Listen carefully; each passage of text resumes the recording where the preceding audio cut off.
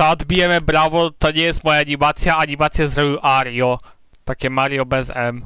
Tak czy inaczej, cześć widzowie, witam was w bardzo długo wyczekiwanej kolejnej recenzji odcinków Sąsiadów. No i dzisiaj na pakę bierzemy pierwsze odcinki z iFu z 92. Tak więc nie wiem, weźcie jakiś se popcorn, przyszykujcie, herbatniki se przyszykujcie, no i zapraszam.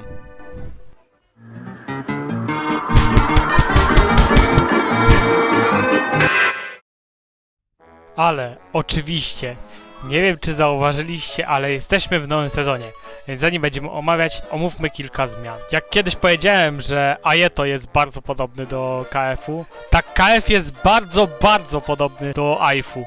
Nas bawi i Kuti stanęło na drodze. Produkcję zaczęli w 91, żeby ją potem skończyć w 92. I chyba najbardziej odstająca rzecz teraz z tej serii, nie licząc muzyki jak i animacji, no to jest czołówka, która jest animowana i która jest bardzo sentymentalna dla wielu osób. I w ogóle nie wyobrażam sobie iFu bez tej czołówki. Wszystkie trzy żarty są śmieszne. W sumie fajnie by było, jakby z każdym sezonem robili takie czołówki. Byłoby to na pewno coś ciekawszego. Na przykład takie Patty Matuluwi można było przekształcić w czołówkę. A, czekajcie, czy ja o czymś jeszcze nie zapomniałem? Ludzie, co czytają posty na kanale, pewnie już o tym wiedzą, ale straciłem oryginalność. Szybko, to jest mój face reveal. Tak się będę w wielu filmach teraz przedstawiał. Co? Co? Podobny do kogo? Nie, gdzie? Mały disclaimer, w tej części recenzji już nie będzie cenzury, bo szczerze mówiąc nie wiem, czy ktoś będzie miał tutaj to za złe, więc... I jeszcze jedno, małe wsparcie dla anglojęzycznych widzów, albo tych, co nie umią w polski. Teraz będą zostały takie ramki z napisami, żeby tłumaczyć różne napisy. Mam nadzieję, że wam się to spodoba, bo trochę to czasu zajmuje. Dobra, przejdźmy do ciastek, bo nie wiem, co tu powiedzieć.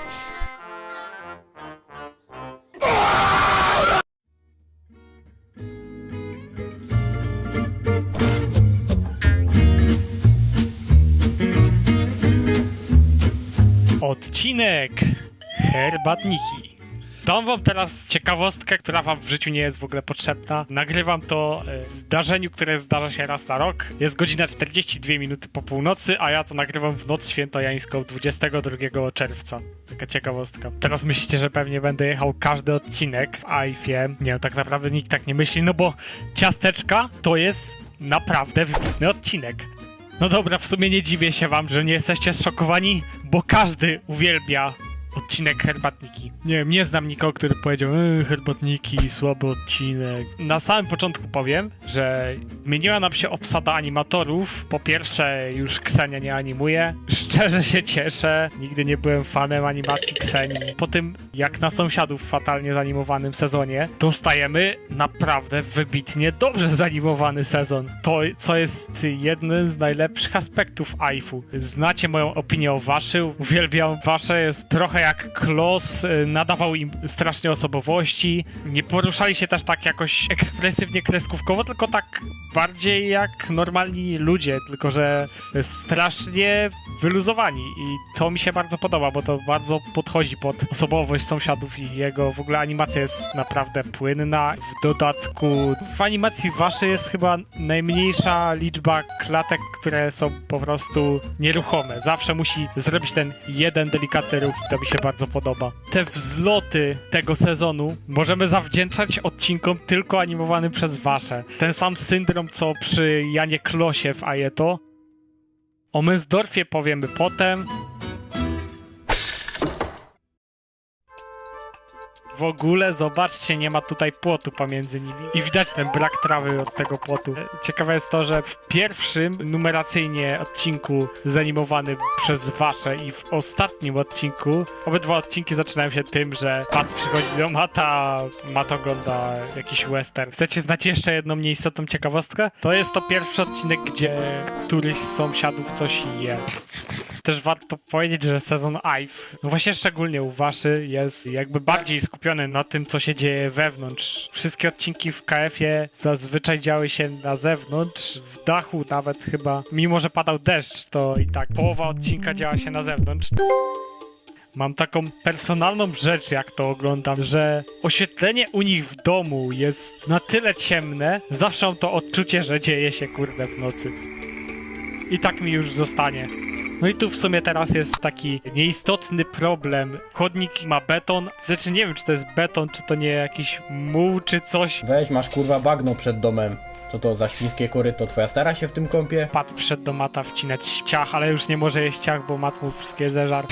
Wasza daje takie ciekawsze pozycje z tym. Jak zachwalałem Klosa w dawniejszych recenzjach, to teraz będę Wasze tak zachwalał. Szczególnie w tym odcinku tak starał się bardziej eksperymentować. Mat ma ciekawy pomysł. Znowu mamy napis po angielsku. No i tak se przeglądają, Matt wiedział, na której to jest stronie. No pewnie już piek, ale to jest podejrzane. Super teoria. Matt zachęcił Pata wonią herbatników, tylko po to, żeby pomóc mu w pieczeniu ciastek. Jakby podejrzane jest to, że akurat zjadł ostatnie, kiedy przyszedł Pat. Podejrzane, podejrzane. No i Skomal, absolute banger.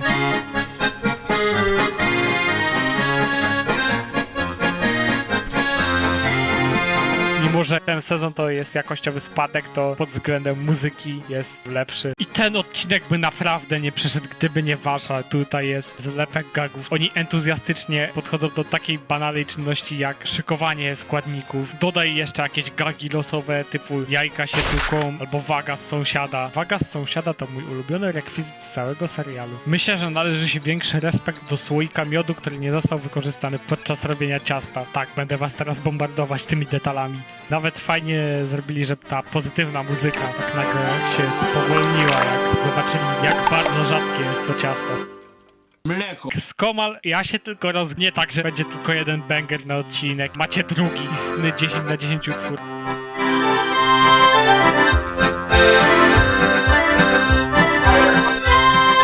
Jest tutaj tyle takich ciekawszych pomysłów, typu próbowanie zwałkowania ciasta na komicznie małym stole poprzez żelazko. Tylko po to, żeby Matt uważał to za tak idiotyczny pomysł, że bierze, wywala żelazko gdzieś tam w siną dal i wyjmuje, kurde, wałek z kieszeni tylko po to, żeby Pat myślał, że zaraz będzie bity tym wałkiem. Tak dosłownie przez cały odcinek lecą z tymi gagami, co jest naprawdę wciągające. I teraz od razu zrodziło to problem, że stolik jest zdecydowanie za mały, więc Matt wymyślił na 100% higieniczny sposób. Jeszcze na tej wykładzinie bon appetit życzę. I właściwie spoko jest to, że już trochę mniej ich obchodzi, jakkolwiek higienicznie te ciastka nie byłyby zrobione. Jakby Sanepid im się nie przyczepił do studia za kręcenie odcinków, gdzie sąsiedzi robią ciastka, a tam jest brud na podłodze. Swoją drogą mamy portret gołej baby na tym kadrze. Podejrzanie często się to pojawia. No i teraz mamy serię losowych rozwiązań i mamy tą scenę. Swoją drogą nie wiem, czy ten detal był specjalnie zrobiony, czy przez przypadek, ale znowu Pat założył przez przypadek czapkę z budki, którą tak uwielbiał. Też jest fajny easter egg. Wasza miał oko do tych easter eggów. Mata posiała aż tam do kotłowni. To jest jedyny raz, gdzie widzimy kotłownię i to wszystko jest zbudowane w takim ciekawym klimacie. Ta scenografia w ogóle bardzo mi się z sąsiadami jakoś nie kojarzy, ale to nie znaczy, że jej nie lubię, bo ją uwielbiam. Ten taki ciasny kącik, szkoda, że nie pojawiła się już po raz drugi, bo ma swój urok. Podobają mi się te też takie ciche dźwięki, tym bardziej uzupełniały tą scenę. Mamy trzeci banger utwór.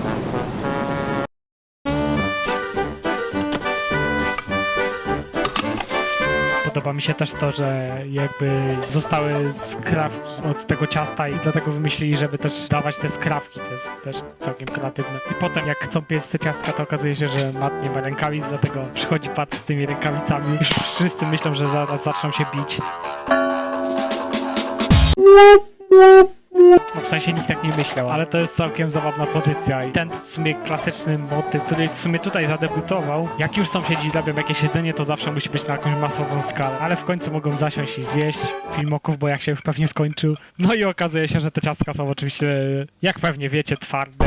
Nie wiem, jak bardzo zmasakrowane jest to ciasto przez różne kurze i inne. To chyba nawet dobrze, że nie zjedli tych ciastek pod koniec. Te ciastka okazują się na tyle twarde, że muszą je poddać najcięższym torturom w warsztacie Zajfu. Tak jak teraz myślę, to chyba Aif jest sezonem, który chyba dodawał najwięcej lokacji, albo Ajeto. Więc wpadli na ciekawy pomysł, czyli powrócili do starego problemu Po prostu zrobili z tego chodnik. Zawsze lubiłem, kiedy wątek na przykład pod koniec powracał. To zakończenie jest na tyle dobre, że chyba nawet nikt nie zdążył się przyczepić do tego, że zakończenie nie ma sensu, bo nic nie zjedli. Już chyba się przyzwyczailiście, że pierwsze odcinki były przynajmniej dobre. Ten odcinek może nie był jakiś najśmieszniejszy z całego nawet sezonu. Tak, był bardzo zawalony ciekawymi innowacjami. Jest nafaszerowana wybitną animacją, dobrą scenografią, dobrą muzyką. Ciężko się znudzić tym odcinkiem. I jakby chyba z całego AIFU to jest chyba najkreatywniejszy odcinek. Trochę strukturalnie ten odcinek kojarzy mi się z Grillem. Tam też co chwila dawali te takie innowacyjne pomysły i to właściwie była często kompilacja pomysłów. Myślę, że Grill zrobił lepszą robotę, bo był moim zdaniem nieco zabawniejszy. Herbatniki na spokojnie daje na S. Jeżeli nie obserwujecie mojego kanału, no to możecie o tym nie wiedzieć, ale zaszła pewna zmiana, która wygrała w głosowaniu, że teraz będę mówił, na którym miejscu w rankingu sezonu leży ten odcinek. Jeszcze przed zakończeniem. Co prawda, jak się skończy AIF, to zrobię ranking. Ten odcinek na spokojnie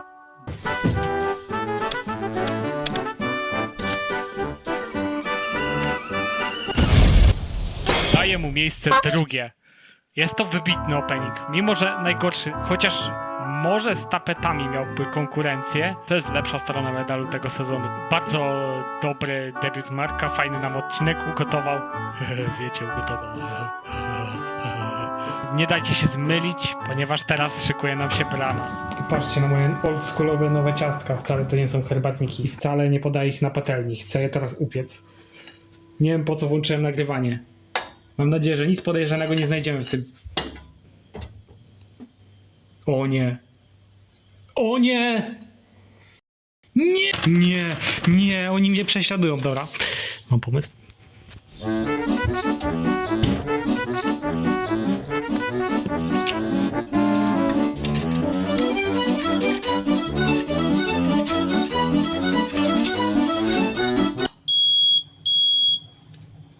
O, chyba czas. Teraz sobie pomyślałem, jaki to może być debilny pomysł. Nie, już serio, jak się ta kartka przyczepi do blatu, to ja nie wiem. O kurwa. Teraz czarno-białe nabrało zupełnie innej definicji. Dobra, już nawet rękawic nie biorę, nożem sobie wyjmę. Tak to mniej więcej wygląda. Szczerze, myślę, że chyba są mniej radykalne sposoby na zniszczenie tego. Zniszczył takie chrupiące. Smacznego, może ktoś chce chrupiące zdjęcie kangura i mongula? No nie wiem, spróbuję ich to jakoś złożyć. Odseparowani.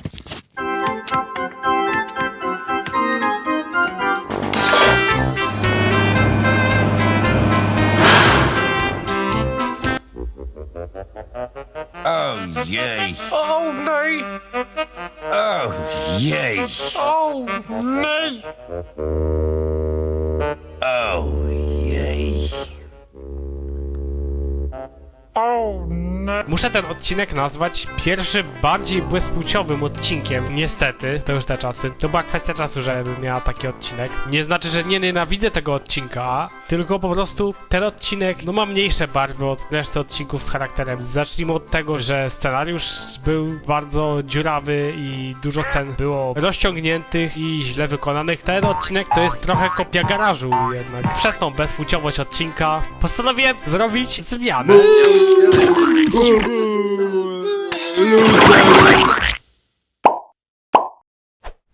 Nie wiem, czy to jeszcze wejdzie w życie w tej serii. Uznajcie to jako eksperyment. Na 4 odcinki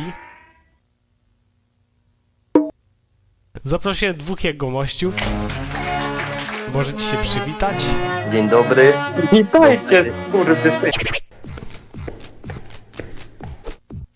Ale kiedy nagrywaliśmy tą jakby recenzję, wszystko działo się jakby spontanicznie, jakby nie mówię, że tutaj się działo spontanicznie, tylko po prostu tam podsumowaliśmy jakby odcinek. Dlatego muszę wywalić śmieci, zaraz ich dostaniemy. Najpierw skupmy się, tak jak na początku, omówieniem każdego detalu, bo czemu nie, żeby wydłużać tą serię, co nie? Jednak motyw wjechania do garażu jest nieco inny. Tu jest całkiem zabawna animacja, bo drzwi zamiast tak delikatnie się zamknąć, tak z impetem jebu dół, cała ziemia się trzęsie. No Marek Benesz, jego animacja jest właśnie tego typu. Ta scena działa się na 2 studiach. Nie wiem w sumie czemu nie Alfonso do takich slapstickowych scen, tylko scen, gdzie Matt się wydziela. Bo nie wytrzymam zaraz! Coś zrobił z tą maszynką! No też trzeba było jakoś pokazać charakter, a Marek też to tam nie robił najlepiej tego. Strasznie dziwny kontrast jest pomiędzy tymi scenami. Nie będę się już na ten temat rozgadywał, Mari to już zrobił na jednym poście dawno temu. Zaczęli przybijać młotki, mamy jedną trochę zraszoną scenę z trochę innym rozwiązaniem, co nie jest w sumie złą sceną. Z tą sceną z przybitkiem mogli pójść jakoś dalej, na przykład nie wiem, że tam Macha strąca Matowi czapkę, ale to już nie ja byłem scenarzystą, bo to nie ocenić. Muzyka top tier, trochę ta muzyka ma, nie wiem, vibe takich, nie muzyki metalowej, tylko po prostu metalu. Ogólnie zawsze bawiła mnie ta scena z nieznanego powodu. No i sąsiedzi robią majeto, wszystko niby jest w normie i nagle leci ta goofy muzyka, która nie symbolizuje dobrego zakończenia jeszcze. Nawet samochód tak fajnie podskakuje jak u profesjonalnych animatorów.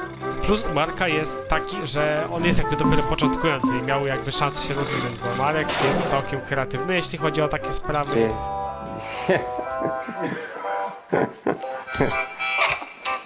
Muszę to wziąć.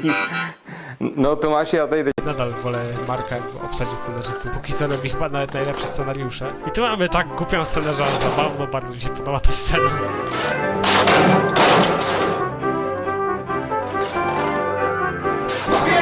Chyba nie widzieliśmy jeszcze tej części złomu, gdzie tutaj mamy faktyczną zniszczoną pralkę z wielkiego prania. Chryste panie, ta scena z wiązaniem jest tak niezręcznie zanimowana.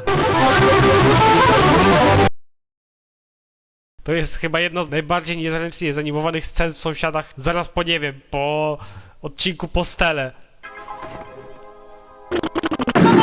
Pat zamierza się wybić.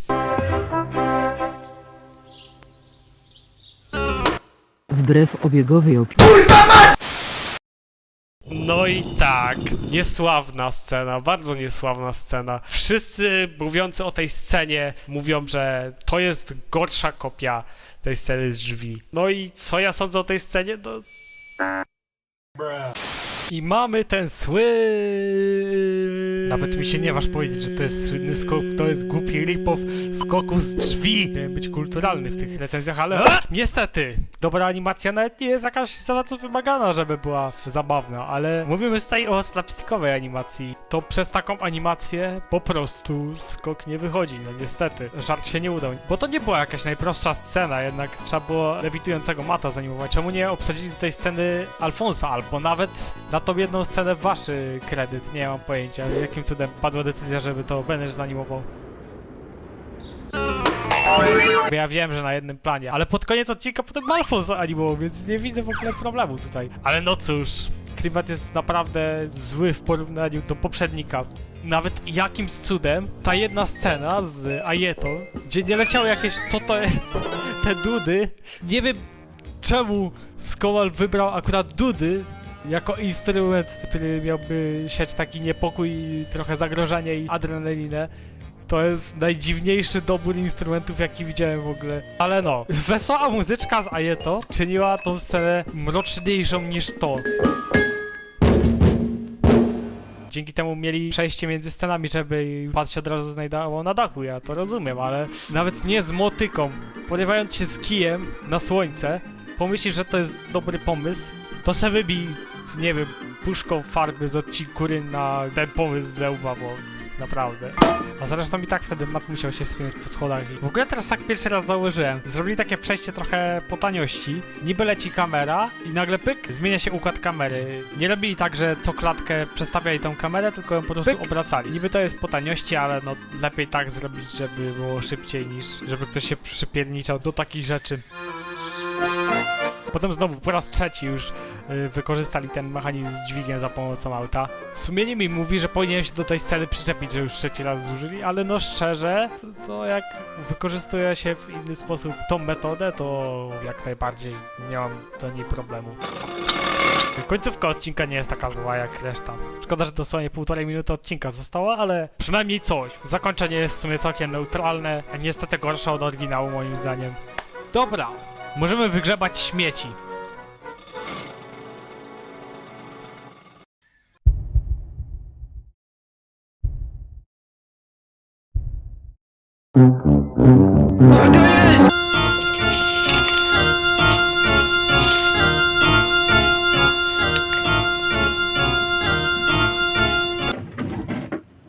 Gratulacje.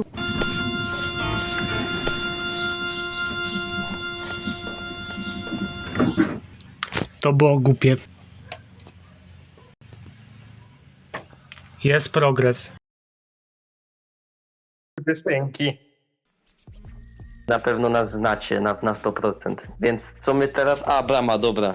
Odcinek moim zdaniem bardzo dobry i niedoceniany. Chociaż jako dziecko nie zrozumiałem tej końcówki. W sensie nie zrozumiałem, że ta kłódka to wystarczy, że tak powiem, podnieść. Ja lubię odcinek, jakby jest tutaj niedoceniony. Podoba mi się dużo momentów w tym odcinku. Przykładowo kiedyś mnie to śmieszyło, do dzisiaj mnie to śmieszy, jak on po prostu próbuje zaparkować tym samochodem i raz mu się jedna ta zamyka, potem druga i potem to rozpierdzielił obydwie. Mnie też ta scena rozwala, szczególnie podoba mi się fakt, że jakby animacja Marka już tutaj zalicza do takiej kategorii tak słabej, że aż genialnej. Tak nie ogląda się, nie próbuje nic zawrócić, on po prostu jedzie w osi X i niszczy tą bramę. I tak na pełnej kurwie się spierdala i wyjebane, no. No właśnie, ale nie, to jest śmieszne. To był licharz z drzwi, co wyszło tutaj trochę gorzej, ale tak podsumowując odcinek lubię, podobał mi się. I lubię go dużo bardziej niż wiele odcinków z iFu, które dużo osób uwielbia. Tak to też nie jest jakiś może mój ulubiony odcinek z iFu, ale go lubię jak najbardziej. No ja tutaj trochę inną opinię mam, no ale no, wypowiedziałem się już. Ja jeszcze się No wypowiem nie, konkretnie, ale że ogółem- animacja... Kuźwa. Że animacja... Nie, bo ja zacząłem mówić, ty paruwo krzywa, dlatego ja mówię, że animacja tego odcinka jest... Marek animuje średnio, Alfons animuje bardzo dobrze, szkoda, że Alfonsa, to mi się wydaje, mało było w tym odcinku, ale też soundtrack tego odcinka to jest chyba, że nawet pokuszę się o stwierdzenie, że jest najlepszy ze wszystkich odcinków z iFu, bo naprawdę tutaj dużo bangerów było. Master najgorszy chyba z ABZ-u do tego odcinka, ale muzyka do Rąbana świętej pamięci legendy Petra Skomala. Dokładnie. Petr Skuman to jest legenda i pochwalę się, jestem w posiadaniu płyty winylowej z jego albumem Poloczas Rozpadu, którą nabyłem w jakimś sklepie z płytami w Bratysławie. Wiem, że to nikogo nie będzie obchodziło, ale tak po prostu powiem. No ale ja w sumie co do tej płyty to ci zazdroszczę. Ja mam kopię tej płyty z autografem. Tak się pochwalę. Jeszcze mnie za dzieciaka rozbawiła ta scena, jak tak szarpnęli samochodem, że ja się zacząłem tak śmiać, że im się to pogięło, że tak. To jest taki jakby highlight tej sceny. Tak. No i takie, co my zrobiliśmy? I nagle tak się rozbiegają i po prostu robią, że tak powiem, skoca wejście do garażu. Swoją drogą bardzo bezpieczne. No i swoją drogą z bardzo zajebistym utworem. Dosłownie Skomal wypuszcza swoją furię na dzwonach. Podsumowując, lubię ten odcinek nawet bardzo. No i jeżeli miałbym go dać na tier listę, ja bym dał odcinek na A tier. Jest dobry, ale też nie jakiś najlepszy. Jest kilka lepszych odcinków z iFu, ale jest dużo, dużo gorszych. Ja bym dał na F tier, bo bardzo lubię. Mat, weź pokaż moją opinię, moją szczerą opinię na ten temat tego odcinka.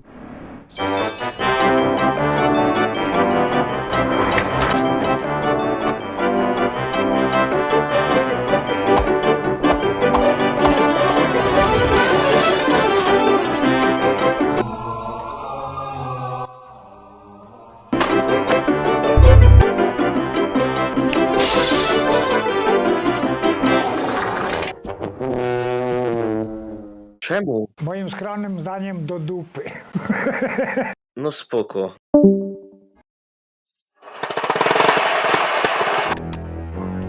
Ale tak, pierwsze D ląduje do bramy. Mimo, że to jest jedno z najwyższych D tierów, no to tak.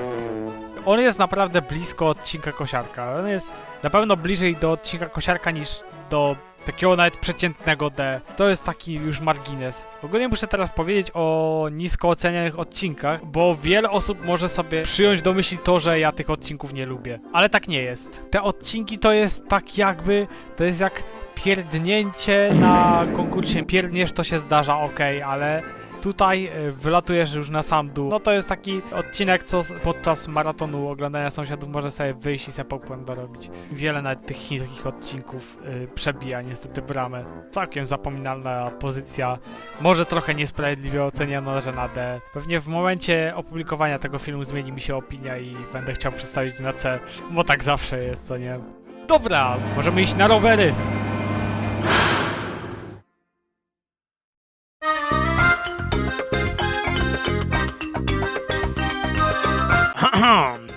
No i dobra, Wrata była lekkim pogorszeniem, ale spokojnie, to jest dopiero AIF 92.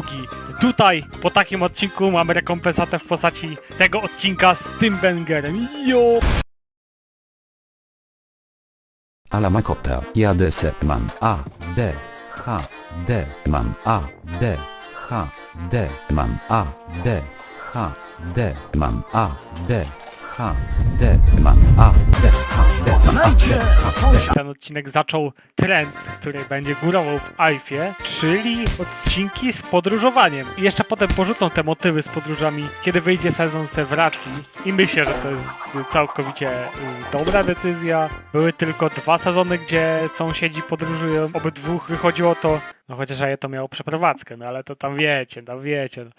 Chociaż w sumie zobaczyłbym przynajmniej jeden odcinek z podróżowania w tych nowszych scenografiach. Często ciekawiło mnie, co jest jakby, no wiecie, poza tymi nowymi scenografiami. Może w najnowszym sezonie? Chociaż nie, dobra, jeszcze ktoś zobaczy z twórców tą serię i jeszcze da taki z podróżowaniem i zacznie się z tego trend. Cześć, tutaj kanał Anelito. To jest mój... Robienie takich odcinków kosztuje więcej, bo trzeba przeszukać scenografię, no wiecie. Róbcie ciągle w domu odcinki są lepsze po prostu. No. AIF jak zwykle ma dobry vibe, ten odcinek ma też dobry vibe. No, rowery to jest jeden z najlepszych środków transportu w historii. Nie kłóćcie się ze mną. Jeden niezałamywalny argument, jakim jest to, że rower praktycznie ma zerowe koszty. Chyba że koszty naprawy, kiedy robisz takie rzeczy. Ale jednak ten fakt, że nie ma bagaży bardzo przeszkadza, bo Pat ma za grubą dupę i za gruby plecak. No i nie jest w stanie usiąść, dlatego z Patem budują taką oto piramidkę fajną. Drugi problem, Mat jako kierowca pojazdu samochodowego nie potrafi jeździć na rowerze. Chłopaki, ale to ma tylko 2 koła, jak mam się na tym utrzymać?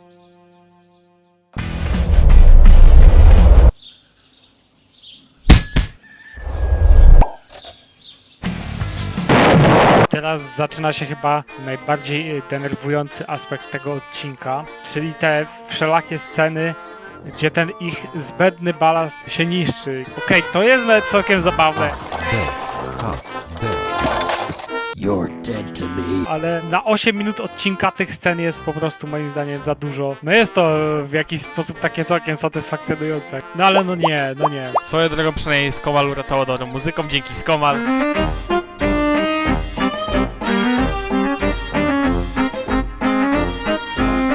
To jest trochę perfidna kopia odcinka Przeprowadzka. Trochę robi ten odcinek bardziej zapominalny i bezpłciowy jak poprzedni. Swoją drogą zapomniałem powiedzieć o bardzo fajnej scenografii. Profesjonalniej by było, jakby tu dali jakieś łąki dookoła i tego typu. A jednak postawili jeden płaski mur i jakoś nadaje to klimatu. Tak, za scenografię Tipma odpowiada i w jego naturze nie dawać za bardzo tła, tylko tutaj walnąć ścianę i odbębnić większość, ale to daje też taki ciekawy klimat. No i typowa rzecz, Mat przychodzi, pierwsza rzecz co robi to niszczy ten śpiwór.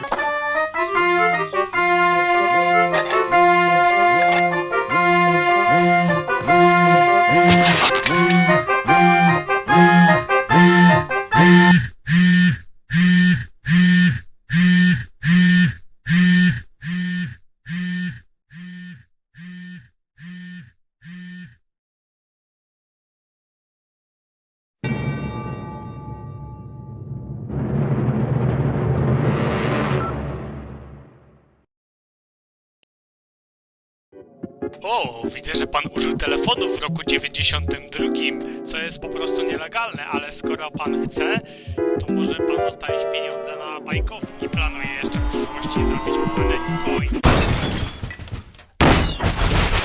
I ogólnie sprytną rzecz też dali, że jeżeli sąsiedzi chcą wziąć jakieś rekwizyty, to one tutaj leżą bezpośrednio na ulicy. Na przykład ta drabina, którą wszyscy mogli ukraść, ale nikt nie ukradł i ona sobie tak po prostu stoi. Może tam trzeci sąsiad wdrapał się na drzewo i o tym nie wiemy. Ale fajnie, że ta drabina tak leżała obok drzewa. Przynajmniej nie byłoby sceny, jakby się wracali już prosto do domu. Nie jak w jednym odcinku, gdzie zrobili to już z kilka razy, bo nie mogli wyciągnąć z samochodu. Do tego odcinka jeszcze przejdziemy. Okazuje się, że Matt nie chce pomóc Patowi, tylko go zabić tą drabiną. Tak naprawdę to nie. No i zaczynają się generalne rowerowe początki. No i tam Matt przegląda rzeczy, nuda. Nawet żadnego żartu z tego nie zrobią, jak w Kluczu na przykład. Trzeba przyznać, że całkiem satysfakcjonująco się to ogląda. To już będzie rzadkość u Skomala, że będzie używał dwa razy tego samego utworu, jeszcze do tego ze zmienioną tonacją. I jak zazwyczaj wolałem nawet utwory z wyższym tonem, to tutaj wyjątkowo chyba nawet wolę ten zrobić. Pomówmy sobie o pewnym negatywnym aspekcie Alfonsa. Mało kto o nim chyba głośno mówił. Moim zdaniem Alfons nie jest dobry w slapstickowych animacjach. No i teraz też pewnie powie, dlaczego goś dałeś tak wysoko w rankingu? Ty młotku, kmiotku! Na 50% widzów powie tylko okej. No a kolejne 50 powie kim do cholery jest Alfons? Alfons to jest animator sąsiad, animacji, a nie to animacji i 3 najnowszych serii. Jak jeszcze w malowaniu wybitnie sobie radził, to tutaj jego animacja zaczęła spowalniać. Są sceny typu remont, te porządki, nawet fajnie się to ogląda, jak jest płynna animacja. Ale Alfons robi płynne i powolne animacje upadku. I to fenomenalnie nawet wygląda, jeżeli chodzi o chodzenie albo bieganie, coś takiego. Tylko że Alfons wykorzystuje to w slapstickowych scenach. No czasami to wygląda, jakby na przykład ktoś lewitował. Alfons nie jest najgorszym animatorem, ale powinien animować wszystkie sceny, które nie są najważniejsze. Czyli taki czysty slapstick. Trzeba przyznać, że rowerzyści to jeden z ładniejszych odcinków.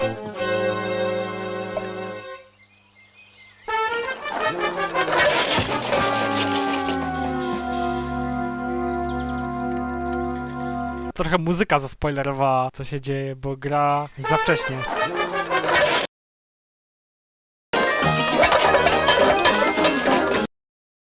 Ta scena zupełnie jest dobra. Ma normalnie moc przeprowadzki. Ogólnie podoba mi się, jak specjalnie wyeksponowana jest ta scena Pata współczucia do tego garnka, który nawet nie jest zepsuty, tylko obity. I to miał jakby ekskluzywny kadr i muzykę. Nou, in onze Chinese wok ook nog naar de galamiezen. I to też całkiem dobra scena była. Padnie tej dziwnej, nieuznakowanej przepaści. Takie czasy, czyż nie? Chyba jedno z najgłupszych zakończeń w historii. Tak z dupy porzucili jazdę w lewo i wracają do domu z tymi kółkami. Odcieknięcie karuzela. Bardzo ciężka ocena tego odcinka jest. Ten odcinek to jest odcinek między S a D. Skoro tak jest, no to trzeba chyba dać B.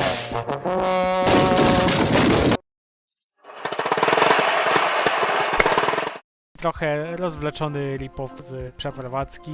Przeprowadzka góruje nad rowerzystami na pewno tym, że mniejsze sceny były zabawne. Można powiedzieć, że trochę przeprowadzkę Klos podbił. Właściwie możliwe, że nawet dałoby się na jakieś B przeprowadzkę, gdyby nie Klos, co nie? B to jest dość wysoka ocena jak na odcinek, gdzie sąsiedzi podróżują. Nie jest taki zaniedbany, no bo jednak miał te rekwizyty. Największą wadą były te sceny ze zbieraniem śmieci. Tak to myślę, że solidne A by dalej zostało. Alfons na chwilę zrobi przerwę, na razie wchodzi Goat. Koniec, idziemy dalej.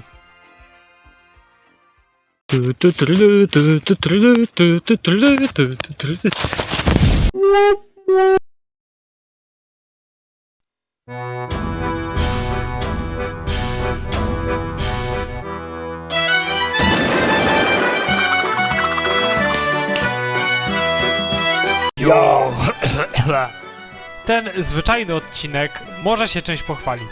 Ta zwyczajność tego odcinka jednocześnie może ode mnie otrzymać nagrodę. Uważam, że kafelki to jest najbardziej Benesz Iranek odcinek w historii sąsiadów. No i ogólnie Wasza powrócił. I to w nietypowym stylu, ponieważ sam osobiście pojawił się na planie kręcenia, co w pewnym sensie czyni go jedyną postacią, która wystąpiła w Sąsiadach. Nie liczymy tam tych, co tam w rogu ekranu wystąpili, tylko pojawił się w takiej pozycji, że Pat go chce kopnąć, więc tradycyjny Beneshiran, gimmick. Pat chce wszystko robić samemu. Tutaj chyba wszystko w porządku mu uszło. Pomijając fakt, że zaatakował go Wasza na jedną klatkę. Jak zawsze Matt przychodził z wielką pomocą, tak zawsze kończyła się ona wielką katastrofą. Żegnajcie świętej pamięci 46 kafelków. Teraz przyniesiemy 39 pozostałych. Ogólnie to może być chyba jeden z odcinków, gdzie najczęściej jest pokazany jakiś rekwizyt zniszczony. Wszyscy mogą krytykować to, co Matt narobił, ale dzięki temu przyniósł z nami tą legendarną muzykę. Jo, ogólnie bardzo lubię tą scenę, mimo że tu się nic nie dzieje. Leci ta muzyka, oni sobie robią jakieś rzeczy. To jest dopiero przyjemny odcinek. Nie to co wrata, no może to dlatego, że po prostu Wasza fajnie je zanimował i ogólnie jest jakiś taki fajny vibe. Jakiejś soboty rano, gdzie robisz chodnik. Czy panowie muszą tak napierdalać od bladego świtu? Matt już drugi raz przyjechał z jakąś podejrzaną furą. Chyba już to w ogóle kiedyś mówiłem o ciężarówce z IVE. Ja zawsze myślałem, że IVE to jest jakaś firma, która produkuje ciężarówki albo inne gówno i po prostu te odcinki IVE miały lokowanie produktu, czy coś takiego właśnie. Nie wiem, co ja sobie wtedy myślałem, ale szczerze przejechałem się ciężarówką marki IVE, wioząc pieniądze do sejfu marki IVE, z przyczepioną przyczepą marki IVE, na której też jest żagiel marki IVE. IVE to jest najlepsza czeska firma. To do sceny jak se rzucają, oni się tak coraz intensywniej kołyszą. Śmieszna by była scena, jakby nagle Pat złapał i już z ciężaru tych kafelków tak by upadł na ziemię. To był tym bardziej pretekst do budowy tej maszyny. To się tak nagle zrobiło. Matt odpalił lampkę. No Pat tego już chyba nie chciał nawet budować. No i przepraszam bardzo, co tu robi płot? Przecież dopiero rowerzystach tam jechali. Ale dobra, to jeszcze do usprawiedliwienia. Ale potem w Nechodzie nagle jechali w tamtą stronę. Co to ma być w ogóle? Co oni zniszczyli płot i postawili ulicę? Panie, tak się nie robi, nie ma takich rzeczy. Pewnie jak to Matt miał zaniedbane jeszcze wtedy za tym domem. Teraz ikoniczna scena.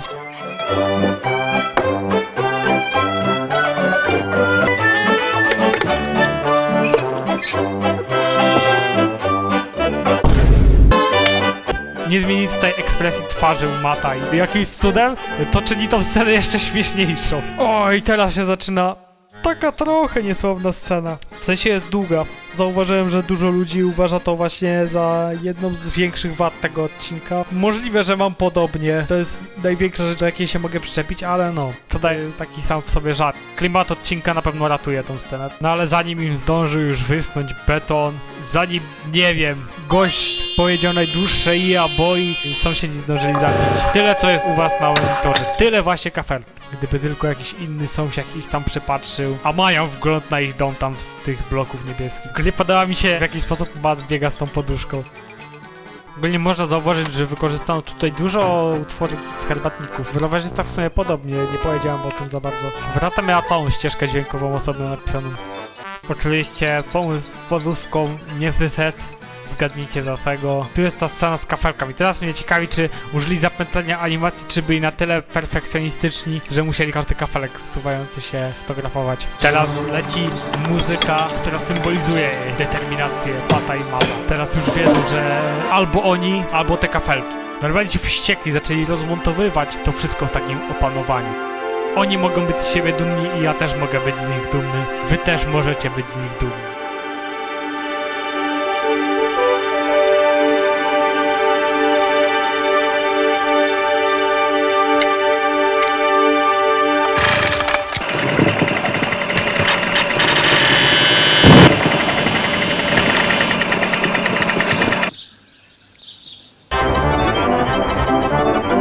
Jeszcze uwielbiam fakt realizacji tego. Matt tak stoi chyba sekundę, patrząc się na tego potwora, co zrobili. I nagle to cięcie na Pata z entuzjazmem tak rzuca te kafelki na to. Coś kapitalnego. Swoją drogą ironiczne jest to, że chyba zdążyliby przenieść już te wszystkie kafelki przez cały odcinek. I jeszcze ta scena, jak Matt spróbował spowolnić tą bielarką. To jest już szczyt kina. Serio, obejrzyjcie sąsiadów, ci co nie obejrzeli. Tu ogólnie może się komuś też ta scena nie podobać, ale ona jakby stworzyła taką specjalnie spowolnioną scenę, która jest tak świetnie zrobiona. Też wasza oczywiście podbija to animacją, to jak się Matt tak powoli patrzy na tego kafelka, zdejmuje te efekty dźwiękowe, no to wszystko jest idealne. No i to jeszcze nie koniec, bo jeszcze jest jedna scena, Pat patrzy i nie ma kafelków i się drapią po tym dupsku. Dobra, oceniam. S-tier.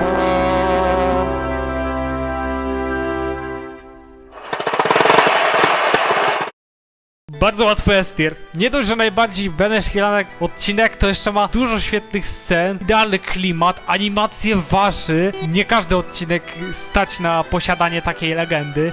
I muzykę z Komala. Ale nie, czekajcie, to jeszcze nie koniec. Mamy podskakującą czapkę po tylu odcinkach. Ja mam nadzieję, że ten gimmick z czapką będzie implementowany w najnowszych odcinkach, bo jak nie, to się trochę obrażę. Wiem, Marek, że to oglądasz. Mam tutaj uchwycony 100% legitny screen. A teraz, na złość, nie dam angielskich napisów do tego, co teraz powiem. Hahaha! Jej! Super! Dobra, możecie powiedzieć, że mi odświrowało, ale sąsiadom jeszcze bardziej zrobili z kafelków zamek, bo po prostu nie mieli sposobu na zakończenie. Właściwie odcinek mógłby się nawet zakończyć tym, że patrzą i nie ma kafelków. Albo żeby użyć tych zepsutych kafelków na chodniki byłby taki strasznie nierówny. Chociaż trzeba przyznać, że zamek jest super. Szkoda, że nie został przez cały AI. I oczywiście duet Zubosz i Ranek musiał dać żart, ponieważ powiesili flagę Unii Europejskiej. Od tylu lat widziałem ten odcinek, do dzisiaj nie wiem, co miała oznaczać ta flaga Unii Europejskiej. Czemu nie Czechosłowacji? Czy ktoś mi to może wyjaśnić? Co, że są otwarci na Europę? No, ale pod koniec jeszcze powiem, super muzyka i super soczysty gest Ajeto. Wasza top 1 animator robiący gest Ajeto. Jak podsumować ten odcinek? Jest irankowe budowanie, jest ten lubominorowy, nieoczekiwany humor, dużo jest takich technicznych rzeczy. Dobra, szczerze chyba nawet wolę bardziej takie komediowe odcinki niż gdzie budują jakąś jedną rzecz, ale kafelki lubię. Nawet ten segment mi się nagrywał jakoś super, nie wiem czemu. Chyba nawet najbardziej ajfowy odcinek to jest. Ale tego już nie wiem. Dużo jest ajfowych odcinków w sezonie ajf, nie sądzicie? No i jak ajfowy, jak Benesho i rankowy, to i najbardziej sąsiedzki odcinek. Podoba mi się ogólnie. Nie wiem, czy zauważyliście. Ogólnie podejrzana teoria.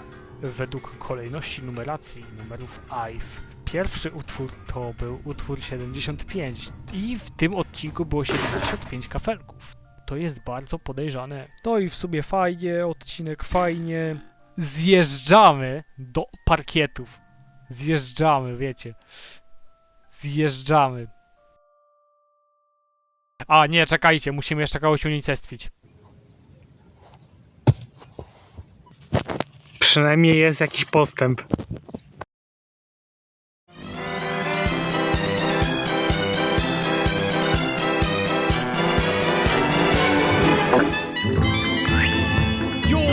Wjeżdża Green Mata! Nie, ale nie, pomóżcie mi. Ja nie wiem, co z nim zrobić. Wyciąłem go tak pięknie. Ale wiecie, co jest jeszcze piękniejsze? No zgadnijcie, no parkiety są piękniejsze. Jak piękny to może być odcinek, jak animacją zajmuje się Marek Benesz. Spodziewałem na wasze oczywiście, ale to jest chyba najbardziej zanimowany przez Marka odcinek. No ukradł waszy tam, ale przez to mógł robić lepsze rzeczy. Zazwyczaj najgorsi animatorzy robią najgorsze rzeczy. Ma to niby sens, no bo niektóre są za trudne dla innych animatorów i wychodzą takie gafy. I nagle mamy zwyczajny odcinek. Jak można było się spodziewać, tu dochodzimy do tak jakby zatuszowanej wady, czyli no, że Marek animuje. I to, moi drodzy, tuszuje zajebistość tego odcinka. Z pozoru spokojny odcinek. No zabawna była oczywiście scena, jak się Matt włamuje. To jest personalnie jedna z moich ulubionych scen, co mało kto o nich mówi.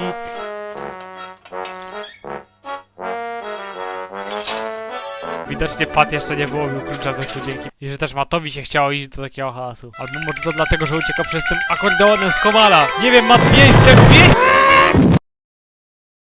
Podoba mi się, w jaki sposób tutaj Matt stanął. Jeszcze z tą niezręczną pozycją. Nie wiem, czy dla uprzejmości nie chciał nanieść brudu na butach. Albo po prostu tak Markowi było wygodniej. I mamy tą niezręcznie Markowo zanimowaną scenę, jak Matt dotyka Pata i on tak odskakuje. Tak jakby Matt odpalił Pata jak tą armatę.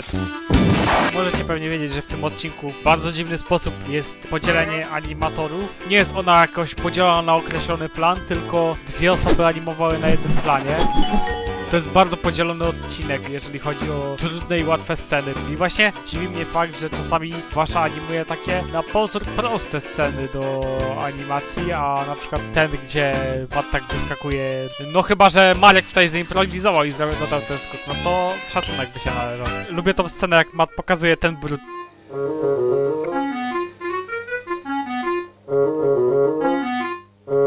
Ten odcinek za bardzo nie marnuje czasu. Chcieli zaoszczędzić pewnie czasu na końcówkę i dlatego tak szybko leci. Szczególnie teraz to się tak szybkie wydaje w całkiem spowolnionym sezonie, jakim jest Ive, przynajmniej w porównaniu do pierwszych 2 sezonów. Ogólnie chyba powinienem mówić zawsze o jakichś najgorszych scenach odcinka. To tutaj myślę, że pierwsze miejsce zdobywa ta scena, gdzie zmywają. Po prostu leci muzyka i jest ujęcie na ręce. Wiadomo, musieli zrobić timelapse, ale dla tego odcinka nie ma jakichś specjalnie złych scen. Nie wiem, czy to był zamierzony efekt, ale Matt nie zakrył tutaj ust. Teraz nie ma tych zmienionych ekspresji twarzy. Matt się tak popatrzył z uśmiechem, jakby był dumny ze swojego dzieła, to co zrobił w tym momencie z tą ścierą. Pewnie myślał, że jest super, no bo przecież przemalowali podłogę na jeden czarny kolor. No i teraz legendarna decyzja scenarzystów odcinka. Minęły 2 minuty odcinka. Nic specjalnego się nie działo. No to teraz Matt przywiózł narzędzie miliarda świetnych pomysłów.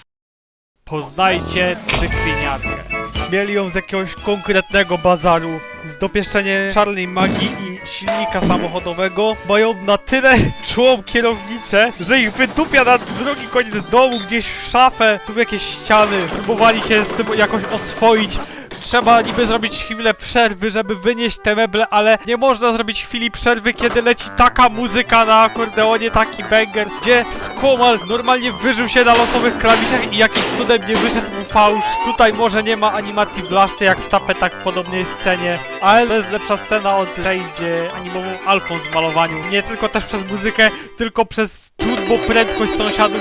Nagle leci muzyka rodem z Króla z gór, gdzie ludzkość skakuje na wyższy etap ewolucji, a dokładnie Matt skakuje na cykliniarkę i zaczynają jeździć jak opętaniec, a Pat jedzie z zapałem na ten bazar i kupuje tą cygańską cykliniarkę. Matt dosłownie pogłaskał tą cykliniarkę, oswoił jak konia, nawet ma zwiększony uśmiech specjalnie do tej sceny, to mi się bardzo podoba, jest to bardzo urocze. Oczywiście te konie mają bardzo długie przyczepione do kontaktu ogony, co oczywiście boli, kontakt pęka i to jest bardzo dobrze zrobiona scena. To, że się kończy wraz z muzyką i nagle oczywiście Skomal jeszcze wkracza do akcji. Oczywiście Matt tucze tą lampę, bo czemu nie? To widać, jak powoli mniej ich obchodzi czyszczenie podłogi, a sama zabawa. Zaczęli się uderzać. No i jest ten też legendarny twarz Pata, nie wiem czy jest legendarna, ale dla mnie jest. Zauważyliście, że jak jest scena, gdzie sąsiad się patrzy, to ona jakimś cudem staje się memiczna i ikoniczna. No i teraz oczywiście dają popis waszy w jego ostatniej scenie z tego roku, czyli wyścig. Nie muszę mówić, jak już daleko zaszedł ten odcinek i jak jeszcze zaskakuje tym wyścigiem. Najlepsze jest to, że na wyścigu się nie kończy. Potem się wypierdalają na tą podłogę tylko po to, żeby zobaczyć tą jedną wielką dziurę w podłodze. Absolutny klasyk i absolutne złoto. Siki, kurwa. Znowu przed zakończeniem muszę ocenić. Znowu jestem podekscytowany tym, że parkietom można dać na spokojnie.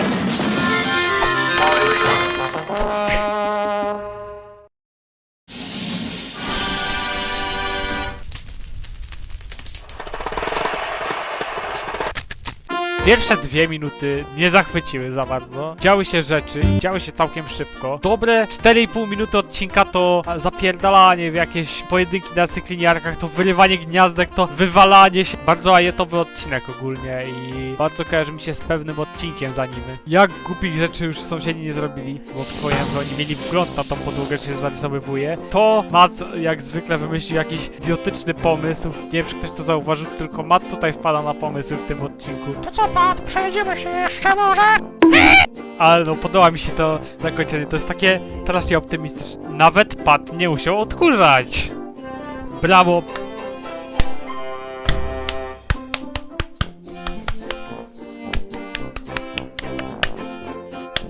Ten odcinek to jest brawo. Mało tu rzeczy do analizy, bo animacja nie jest czymś specjalnie ciekawym, no chyba, że wytykanie palcem wszystkich błędów Marka, ani tu za bardzo nie ma scenografii do omówienia. Dobra, wiecie co, idę sobie pojeździć na cykliniarce.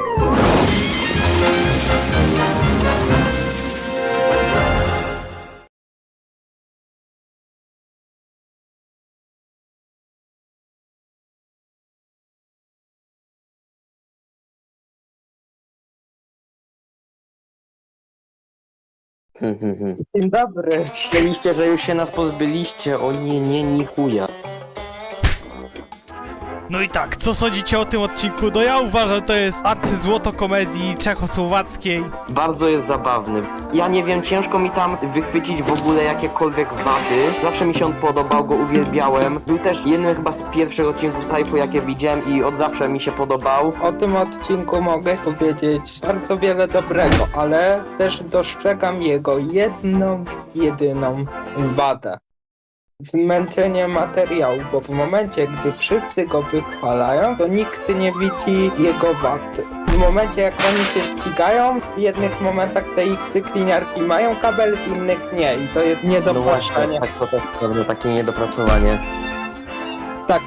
Pewnie się animatorzy narąbali i stwierdzili, że jebać. No nie wiem, czy tak mało osób to widziało, no bo to jest aż na tyle widoczne, że to jest oczywisty błąd.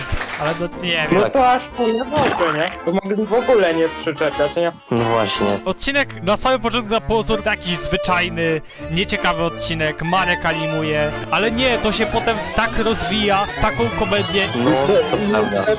Kubka, że nie spodziewać się, co oni zrobią. Myślisz, że odcinek się zakończy, że oni tam leżą, a jeden idzie po farby i nikt nie pozna, co było robione. W tym momencie to nie będzie mój chyba ulubiony odcinek z iFu, może drugi. Ogólnie bardzo lubię jakby klimat tego odcinka. Muzyka też jest jeden z najlepszych. Wiem, że może dużo osób nie lubić, ale bardzo lubię utwór numer 8 i numer 6. W sumie wszystkie, 83 jest dobry, 82. Z tym odcinkiem kojarzy się przeróbka Macha, szczególnie takie dwa teksty. No to jedziemy. Zostaw to Fisher Price 1, to moje Formuła 1. Patrz jaki sprzęt sobie załatwiłem na bałuckim rynku za taczkę gnoju. No chcę to zobaczyć jak pierdolniesz o ścianę. Czekierołów madafaka Miałem okazję być na bałuckim rynku, co się pochwalę.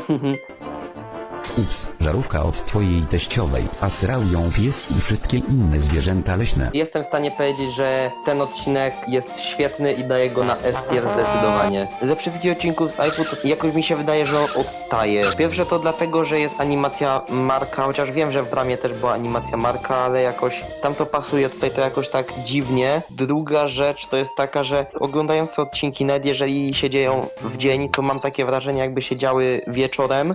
Tym odcinkiem tak nie mam. Ja nawet z tym odcinkiem mam wrażenie, że się wieczorem dzieje. I pomóżcie mi, weźcie, wstawcie tam jakieś okno u nich. Ja akurat jeszcze mi się podoba ta scena. Pat chce na nie pojeździć, a Mat mu nie pozwala, że takie idź kup se swoją, za fajnie się bawię. No właśnie. Ta, dosłownie, to najlepsze to była Pata podłoga i to Pat chciał ją wyczyścić. Jeszcze potem poszedł i jest to takie niezręczne wykręcanie. Tak, dokładnie. Marek to Animacja był Marka. animator, który potrafił tak spierdzielić animację, że aż stawała się To zabawna. właśnie animacja Marka Ifie jest bardzo zabawna w tych dwóch odcinkach, bo potem już nie animował. Jednocześnie szkoda, jednocześnie całe szczęście.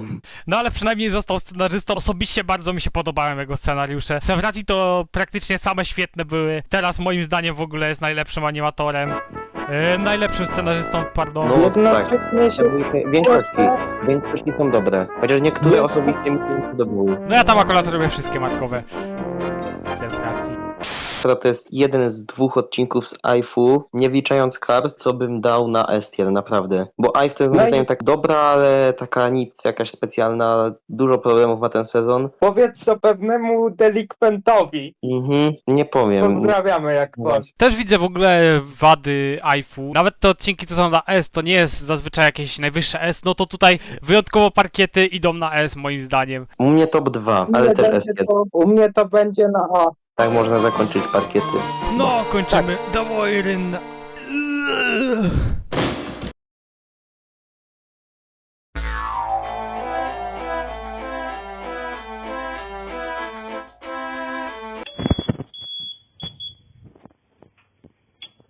spróbowałem zrobić drugi raz.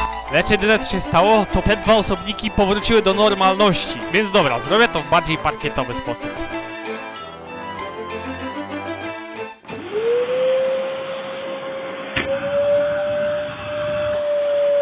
Dobra, stop.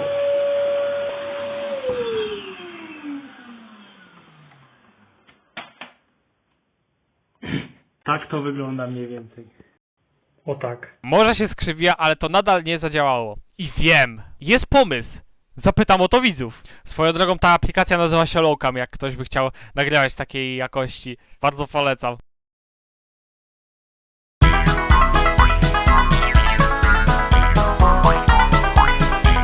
Gość myślał, że może se wskoczyć na koniec sezonu, mimo że był animowany w 91. Taka mnie myśl nasza o dobrych animatorach.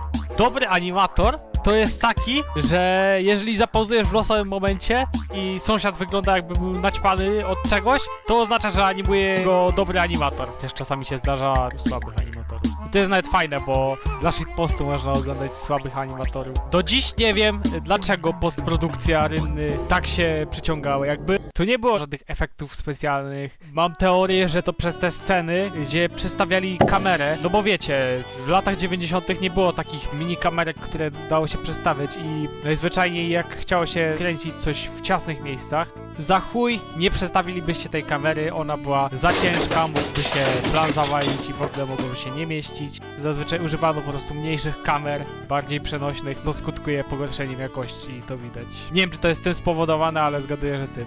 No i też taką ciekawą zmianą jest to, jak marionetki wasze czasami wyglądały, jakby były poturbowane. Tak, Matt ma jedno oczko bardziej w to, jedne z bardziej odstających marionetek. I ogólnie przenieśli ten odcinek na koniec 92, a podwórko w ogóle odstaje od reszty, co tam nawet w herbatnikach to jeszcze chyba jakoś wyglądało. W ogóle po małym researchu zapomniałem powiedzieć, że w parkietach zmienił się płot nagle w porównaniu do kafli. No i pierwszy raz chyba widzimy, że tu są jakieś obiekty z tyłu tego płotu, zawsze ten płot był taki pusty. Odcinek zaczął się w miarę spokojnie, muzyka jest spokojna. Bardzo ogólnie podobne rozpoczęcie co kafelki. Pat nie mógł sobie za bardzo poradzić z prostym zadaniem, jakim jest przeniesienie rzeczy do przemalowania. Jakby widać, że mu jest potrzebna pomoc. Podoba mi się ta jego męczeńska droga. Dopiero padł pomysł, a jakby je włożyć do wiaderka i je przenieść? Myślę, że to nie jest najgorszy pomysł, tylko po to, żeby przejść jeden krok i to wszystko wysypać na ziemię. Lubię takie małe momenty w sąsiadach, co może za pierwszym razem nie zwracasz tak bardzo uwagi. Ale dam sobie rękę uciąć, że to był pomysł ważny z tym wiaderkiem. Bo animatorzy często trącają swoje pomysły, scenariusz. Mają do tego prawo, jak scena z wyścigu, która była urozmaicona przez wasze. Matt widzi, że Pat potrzebuje pomocy. Z tym kadrem, gdzie ma pokazane, że jego rynna też jest nieprzemalowana. Powerów sąsiedzkość 100. Ojejku, farba się wylała. Pewnie powiedział Pat, jeszcze nie wiedząc, ile farby w tym odcinku się wyleje. Dobra, to jest bardzo strukturalnie podobny odcinek do kafelek. Jeszcze ma swój własny running gag, który będzie się przejął 500 razy. A i tak za reżyserię są odpowiedzialne zupełnie inne osoby. Teraz ogarnąłem, że Marek pracował nad 2 pierwszymi odcinkami, dosłownie pierwszy wyreżyserowany przez Lubomira odcinek to była kurde wrata. Dla podobieństwa do kafelek Matt pomaga, po czym...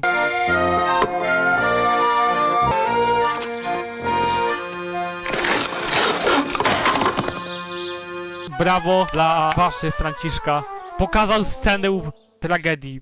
Może nie aż tak do końca, ale zrobił to lepiej niż większość animatorów, którzy wolą dla bezpieczeństwa często maskować upadki.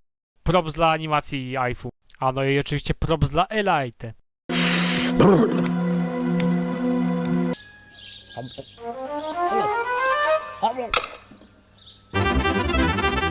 I props dla tego ziomka, który odwzorował dosłownie to, co teraz Matt skonstruował. Same pochwały. Uwielbiam tą interakcję i że tak szybko po ten talerz pobiegł i że mu nie szkoda.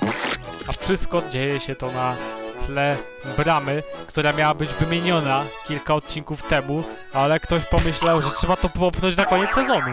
No i ogólnie już to chyba każdy zauważył. Ten odcinek to jest jeden chyba z najgłupszych wystąpień sąsiadów w historii. Zazwyczaj sąsiedzi są debilami, ale tutaj to wszystko jakoś przeszło na takie maksimum. Wszystkie rozwiązania idą po ich myśli, bo są często głupie i przeżyli samych siebie w tym odcinku. Ale czy serio Pat musi sobie kłaść na nogę od stołu wiaderko pełne farby, myśląc, że nie spadnie? Jakby nie powinienem kwestionować ich logiki, ale może być to też dla niektórych wada. Niektórzy uważają, że sąsiedzi nie powinni być tacy upośledzeni. Szczerze, ja mam to gdzieś, ale chciałem to tutaj przytoczyć. Tak mi się wydaje, że po sezonie Ajeto sąsiedzi się stali głupsi. Nie mówię, że byli mądrzy w Ajeto, ale jakby dało się wytłumaczyć często ich głupotę. Tak, dało się wytłumaczyć jak Mat ciacha nożem. Tu też lekka kontrowersyjna opinia, ale czy tylko mi się wydaje, że tak po Ajeto sąsiedzi się stali tacy bardziej dziecni? Powoli demografia sąsiadów zaczęła się zmniejszać. W sensie to pewnie normalne, bo zauważyli, że to dzieci oglądają, a oni chcieli dla dorosłych animację zrobić. Ogólnie ta scena, jak to wiadro spada, jest taka... Czuć to takie napięcie, to wiadro tak zaczyna się lekko zsuwać. Mat chciał szybko złapać, ale tylko mu pomógł i go popchnął, że aż się cofnął, zrobił słynny gest. Jeszcze tak na siebie popatrzyli, to było świetne. Mat zaczął lecieć, szybko rekompensować. Całkiem dobrym pomysłem. Ciężko mi powiedzieć, czy to jest dobry pomysł, czy neutralny. Wasza ratuje ten odcinek, bo dzięki temu mamy takie interakcje. Ten odcinek ma prawdopodobnie najlepszą interakcję z całego AF-u. Jest dobra muzyka, więc wszystko idzie po myśli. Poza faktem, że Mat co chwilę upuszczał to wiadro. Dopiero pod koniec muzyki nie idzie po myśli. To jest bardzo satysfakcjonujący upadek, to co się tutaj dzieje. Jak porzuciłem sąsiadów i potem do nich powróciłem, zawsze mi się wydawało, że w tym odcinku był taki jeden odprysk farby w kształcie tych takich, wiecie, napisów, co daje AF. Mogliby tak zrobić, śmiesznie by było.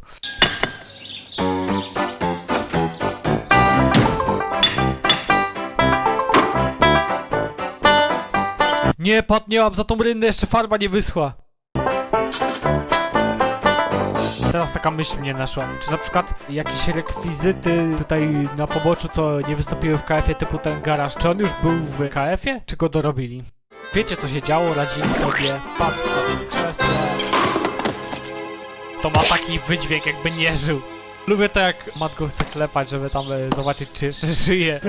W końcu te upadki są coraz brutalniejsze. Podoba mi się też ta chwilowa cisza od postępu, musieli sobie chwilę pomyśleć. Następnego upadku, jakby Pat weszedł jeszcze wyżej, mógłby już nie przeżyć, więc musieli trochę wymyśleć. No i wymyślili. Teraz byli uzbrojeni w cierpliwość i tak samo jak w kafelkach. To jest jakiś sobowtór tych kafelek, ja nie wiem. Zbudowali tą oto wieżę, jak w kachelkach. Szkoda mi, że ta wieża nie przetrwała, bo była taka fajna pamiątka. Tak jak w Kluczu, pierwszym animowanym odcinku KF, pierwszym AF-owo animowanym odcinku, wrócili się do tego składzika śmiesznego. Że ten śmietnik jest w nich po prostu pełny tych puszek kolor w ogóle. Musieli zrobić tyle tych puszek kolor, normalnie hurtowo je zaczęli produkować. A starczyłoby na kilka lat. Mogli się trochę ukrócić, mogli podstawić te puszki pod Pata, żeby już nie leciał do domu i nie mieszał. Tam został taki mały, cienki pasek i oni specjalnie zbudowali tą wieżę tylko dlatego. Sąsiedzi pomalowali rynnę, nie ma co iść dalej w odcinek, pewnie nic się nie wydarzy, to już przecież ostatnie kilka sekund odcinka. Nic by się przecież nie stało. Dobra, wiecie co? Przejdźmy do poważnej debaty na temat tego odcinka. Legia to chuje, a Lech mistrz Polski. Nasza duma! Dobra, odcinek Rynna. Jeden z odcinków, które najbardziej zapamiętałem. Szczególnie ta końcówka. Boże, geniusz. I wszystko to się tak napracowało na tym, a potem tak wszystko wpiliłeś.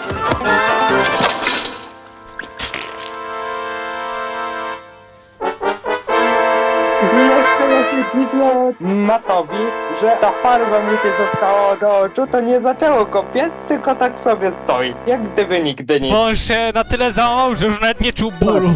Tak. Ale to jest odcinek, który pokazuje, że czasem wszystko może się spierdolić, ale nie warto się poddawać. Tak, chociaż nawet tutaj to nie pomogło, bo się źle skończył ten odcinek, co nie? Bardzo lubię sam fakt w tym odcinku. To nie jest może jakiś genialny, znaczy jest dobry, bardzo dobry jest. Typowy Skomal, bo Skomal to jest geniusz. Tutaj bardzo lubię utwór, bodajże 29 on był. Podoba mi się on bardzo. Nie wiem, jakoś po prostu. Też mi się podobał, chyba nawet mój ulubiony z całego odcinka. No to jest jeden z lepszych utworów. U mnie to nawet top 5 będzie z AF-u i najlepszy utwór tego odcinka.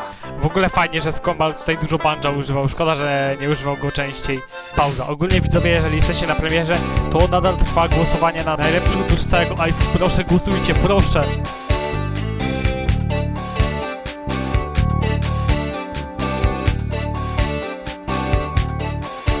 Ogólnie Rynna to był pierwszy zanimowany odcinek z całego AIFU i to naprawdę czuć. Mają takie ogólnie duże oczy, ono mi się bardzo kojarzy z tym. Puzzle też miały te dziwne kukiełki Alfonsa. I to też był pierwszy odcinek. Przez to mam takie poczucie, że Rynna czuje, że to był pierwszy odcinek. Wtedy to i na wszystkim oszczędzano początkowo, ponieważ nikt nie wiedział, że serię 92 osiągnie taki sukces, że tak powiem było wpis tu kompletów kukiełek. Dosłownie jak w Ajeto i w KF-ie było po 3 kukiełki i często animatorzy musieli się dzielić, to w AIF-ie kukiełek było wpis. Gdyby 92 i 94 i część mnie tak marzy, żeby tak było, były osobnymi seriami, jako Sewracjusz i to taki serio, to jestem w stanie powiedzieć, że 92 byłby po Sewracji moją ulubioną serią. Naprawdę by nawet wyprzedził KF. Animacja tutaj nadrabia w tym sezonie. U mnie byłby chyba trzecim, ale jakby się nie rozdzieliły, to 94 był bardzo dziczy moim zdaniem po prostu. A jakby 94 też był osobnym sezonem, to 94 byłby lepszy od jedynie w zimie. Znaczy uważam, że 94 ma tak. Bardzo dobre odcinki, stół bilardowy save, dobre odcinki modelarze błotnik i ciulowe odcinki awaria, żywopłot i to coś, co nigdy nie powinno użyć łatwa dźwięknego jest na poziomie kamery, czyli odcinek numer 49. Szkoda szczępić ryja, ale jak sobie pomyślimy o windsurfingu, to trzeba pamiętać, jak wtedy już wyglądał pewien człowiek. Trochę taka taryfa ulgowa, dlatego że powstało ciul z tym, są lepsze odcinki. Ale dobra, podsumowując, Rynna to jest cudowny odcinek, ma cudowny soundtrack, świetną animację, byłby nawet lepszym rozpoczęciem niż Ciasteczka moim zdaniem, które też są świetne. Rynna to jest najlepszy odcinek AIFU, non S-tier, zdecydowanie S-tier. S-tier zasługuje ten odcinek.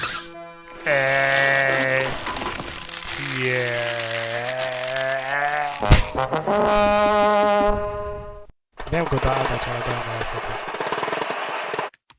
I chyba jedyny w tej recenzji jest opinia, którą się wszyscy zgadzamy i dajemy na ten sam tier wszyscy. Ale w ogóle czuć jeszcze w tym odcinku taką lubomirskość po prostu.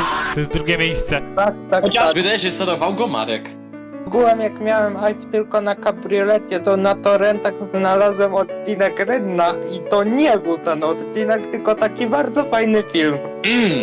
Muszę powiedzieć, że tak za około 23 sekundy, no dobra, to taka losowa liczba była, tak za niedługo wrócę, szybko. No i możemy Jeszcze idziesz? Co? Nie, ja nie idę. W sumie, ja też wam przy okazji się wyszczam. A to, korzystając z okazji też się wyszczam. Będę się przygotować mentalnie na następny odcinek.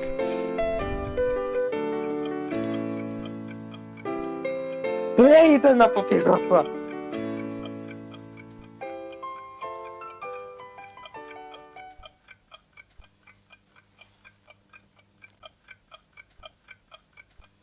Okej, mam odpowiedzi. Pewien widz powiedział, że można to upiec w piekarniku.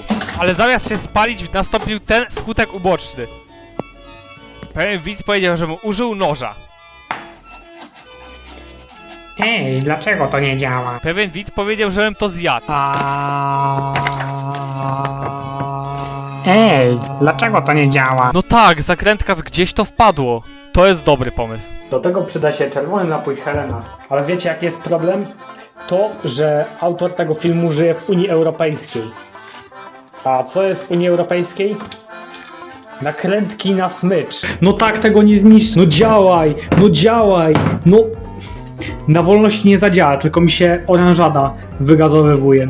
No jest jeszcze ostatnia sugestia, żeby spalić. Zobaczymy, czy to zadziała.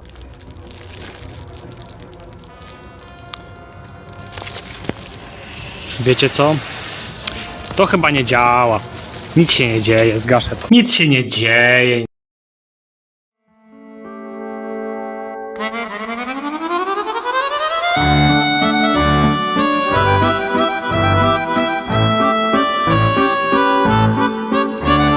Już widzę, jak tak to jest dobry koncept, gdzie będą latać taki idealny odcinek na finał z fajerwerkami i mocną sceną. I jakimś cudem...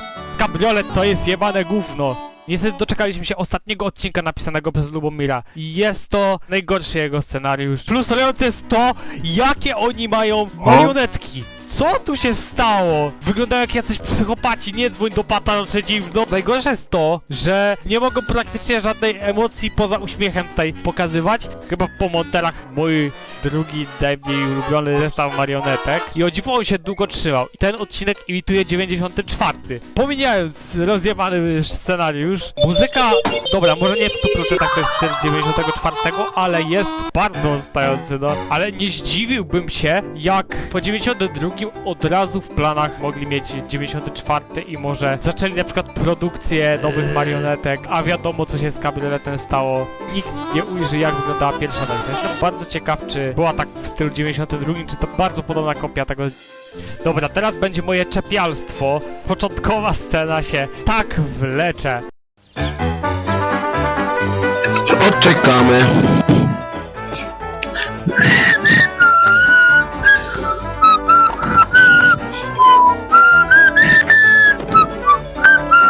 Komu to potrzebne? Nie ma w niej jakkolwiek jakiegoś żartu, nic ciekawego.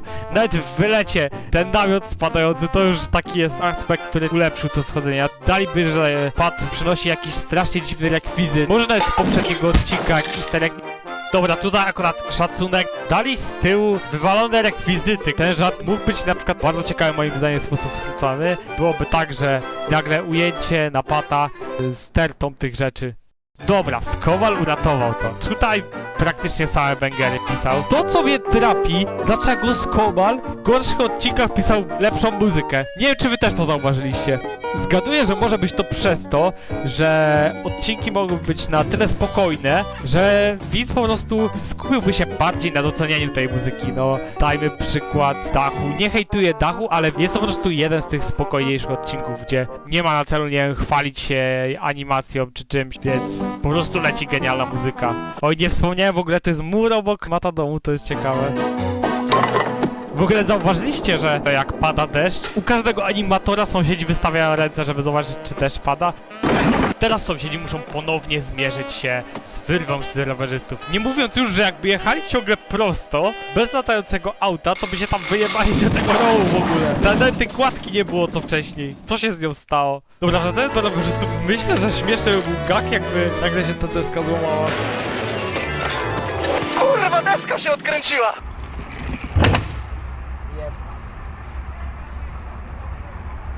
Deska się złamała! Pojawiła się u nich fantazja, żeby latać. Widzieliśmy już taki koncept kiedyś. Kabriolet to właściwie odcinek, który podrabia miliard innych odcinków, tak samo jak Brama. Lubomirowi mogły się powoli kończyć pomysły, nie wiem czy zauważyliście. Ja mam taką definicję życiową, że jeżeli jakaś podróba jest lepsza od oryginału, to może istnieć. Po drugiej stronie, jak jest już taka sama bądź gorsza, no to źle się patrzy na taki odcinek. Właściwie to, co akurat dobrze skopiował Cabrel, to to, że musi mieć zajebistą scenografię. Przeprowadzka myślę, że miała lepszą, bo miała kilka różnych wariantów, ale i tak bardzo lubię ten las. Myślę, że chyba na spokojnie w całej recenzji póki co najgorsza scena. Jest w jakiś sposób ani zabawny, ani też może jakiś ciekawy, który to już raz opróżnianie tych bagaży. Jo, garnek wrócił! Nie wiem, Lubomir chyba bardzo lubił przeprowadzkę i nie ma jakiejś takiej konkretnej budowy, tylko tak robią postój i robią jakąś jedną rzecz, wsiadają i to robią. To całkiem dużo, to jest strasznie dziwne, to jest, że z takich przyziemnych domowych obowiązków mamy odcinek o zbudowaniu latającego samochodu. Ejo, jest ta ikoniczna klatka. Ona zawsze miała swój urok. Uwielbiam. Okej, scena z silnikiem nie była jakaś najgorsza, ale szanujmy się, była debilna.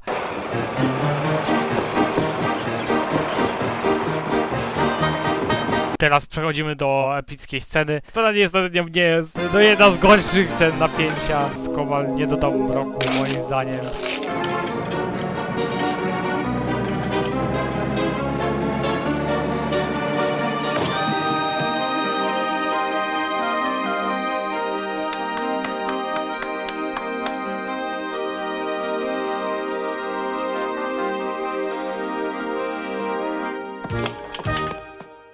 Bardzo wesolutkie zakończenie, no najlepsza scena odcinka na pewno. Na zakończenie pierwszej połowy sezonu AIF udało im się pokonać wyrwę.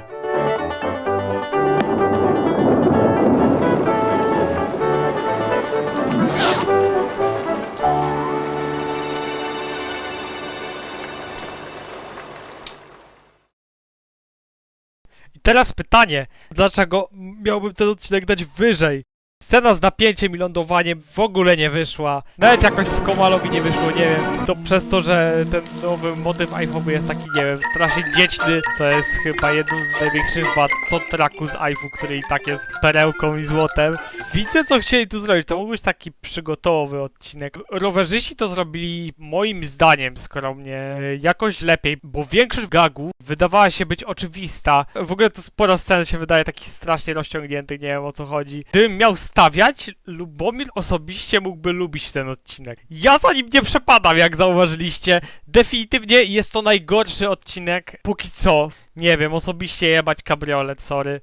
Dokładnie, zgadzam się. To jest takie gówno. Nigdy gorzej wcześniej nie było. To marka dorównuje wiele odcinków takich słabszych, serio. Co wy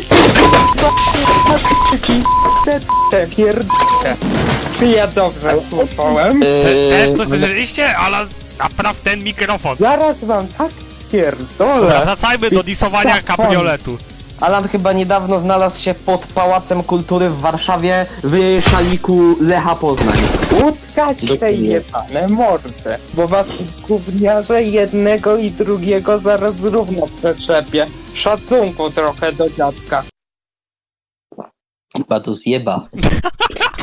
Powiedział, nie wiem, wracając do tego, no to korzystając, że ci dwaj debile zamknęli mordę, opowiem wam moje małe story time z tym odcinkiem. Gdy miałem lat 4, poznałem sąsiadów i miałem dostęp do odcinków z KF-u, do odcinków z Ajeto niektórych. Miałem to wszystko na płytach. Nie wiedziałem o istnieniu iPhone w ogóle. Ale to się zmieniło pewnego dnia, kiedy pojechaliśmy całą rodziną do mojej cioci. W piwnicy miała pewną kasetę. Marzyłem o odcinku, w którym sąsiedzi gdzieś podróżują, dlatego byłem wielkim fanem odcinka Wycieczka, zanim nie poznałem kabrioletu. No i właśnie katowałem tak ten kabriolet. Jak udało mi się zdobyć płytę, to od razu zgrałem ją na komputer i wypaliłem na 1000 kopii płyt. I gdyby nie pojechał do tej cioci, to by tak do kabrioletu się nie podniecał. Właśnie, bait na nostalgię. Szkoda, że Bonton odzyskał prawa do iPhone tak wcześnie, bo może by coś jeszcze się udało uratować. Nie, teraz nie a zacznijmy od pierwszego. Ten odcinek jest tak nudny. Pierwsze 3 minuty, prawie połowa, to jak oni się pakują. I dosłownie w tamtym momencie nie wydarzyło się nic ciekawego. Dobra, jedna scena zerwania dachu. Do tego jest respekt tylko. Potem jadą, potem im się spieprzył samochód, coś tam opróżniają samochód, potem jadą i znowu, potem zaczyna się coś dziać, cokolwiek. I to jest jedyny fajny moment w odcinku, jak potem jest ta niby dramatyczna scena, a potem ten kabriolet spadł, potem ta animacja. To jest najbardziej gówniana animacja, jaką w życiu widziałem. Przecież to kurwa wygląda jak jakaś nieudolna próba fanmade'a. Ja rozumiem, technologia 1992. W odcinku Lotniarze to wygląda ten skok dobrze. Mieli czas, nie wiem, dodać jakichś ciekawszych gagów. To, co teraz się dzieje, to ja mogę dosłownie teraz w Vegasie zrobić. Nie wiem, jakiegoś do sznurka go przywiązać, nawet mogli ich upuścić. Odcinek w ogóle został zniszczony. Kurde się im pewnie nie chciało. Nie mieli też jakoś budżetu już na wykonanie tego do końca. To jest takie gówno. Dlaczego ta animacja nie mogła wyglądać na przykład tak?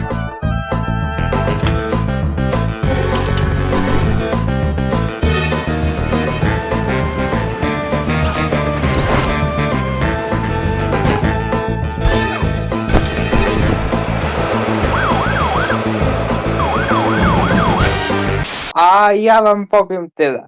Pierdol to się na szczas. Powiedz jakiś argument jakikolwiek. Że to jest tak naturalnie zrobione, że sąsiedzi zauważają, że auto się podnosi. Okej, trochę się ta scena duży, ale w prawdziwym życiu to było. Jakby ja lubię spokojne odcinki. Ja lubię też spokojne odcinki. Przykładowo Dynię.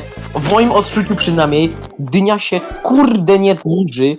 I przynajmniej w tej Dyni się coś dzieje. Cokolwiek. Ale ni to pewnie zaciska zatem. Podsumowując, ten odcinek to jest pierwsze gówno, takie to konkuruje z najgorszymi odcinkami w zimie i nas bawi. A twój web zaraz będzie konkurował ze ścianą. O ty skurwiel. Dobra, w każdym razie podsumowując, odcinek jest D jak dupa po prostu. To jest niskie to D. A ja daję na S. A to, że młodzi go nie doceniają, to chociaż ja stary, to mogę sobie gadać. Ja byłem wcześniej w fandomie, proszę mnie nie obrażać. To, że stary to nie znaczy, że mniej pojebany. Ale szacunek do dziadka gówniarzu. Hej dzieci, chcecie posłuchać wyliczanki? A jak anakonda. B jak buraki. C jak cebula. I D jak kurwa kabriolety.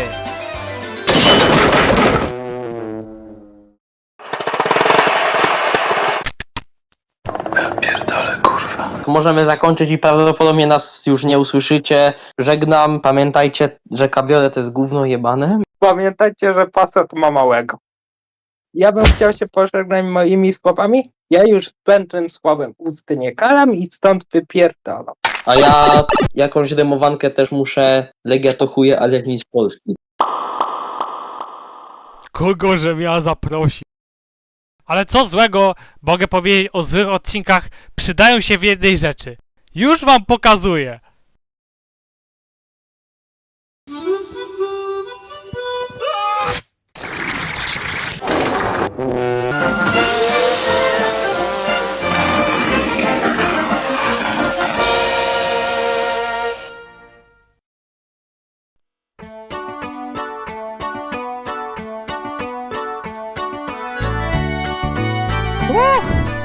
Nie powiem, ta recenzja to był film, na którym się najbardziej bawiłem ze wszystkich. Ja muszę chyba robić te zmiany częściej. To jest pierwszy historyczny film, który robię ponad rok. Nie wiem jak będzie w przyszłości, czy będę zapraszał kogoś innego, ale myślę, że nie wiem, nawet spoko to wyszło. Był mały błąd z tym, ale nie chcę mówić jaki dokładnie, bo to wam zniszczy pogląd na temat tej recenzji, ale myślę, że błąd był załatany całkiem w porządku.